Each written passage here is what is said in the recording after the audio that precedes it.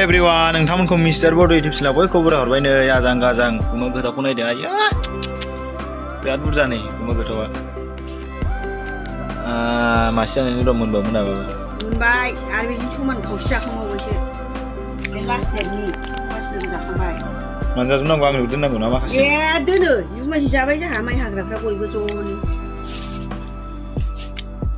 आरो गाइस लोगोफोर नोंथांमोनाबो गुमा गोथावखौ बुरजा मोनदोंबा भिडिअ खालामनानै इउटुबाव आपल'ड हो जाहाथे एसे एनैबाबो ग्र' जानायनि आंबो नै जानला मोनला 1 मिनिटसोबाबो ग्र' जाबायबायगोन खोमा गुमा गोथाव एवनायजों आरो नोंथांमोनाव जाय गोदान नटिफिकेसन नोंथांमोना साबस्क्राइब खालाम शेयार खालाम लाइक खालाम कमेन्ट खालाम आरो हाजासे शेयार खालाम साबस्क्राइब खालाम आरो गाइस लोगोफोर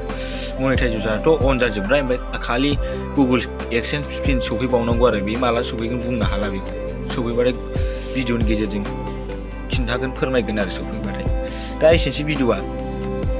ओंखामजोंथ' जाखासिगोन बे गुमा गोथावखौ भिडिअ फोजोबनायनि मोनसे जाबावनोसै आं गुमा गोथावखौ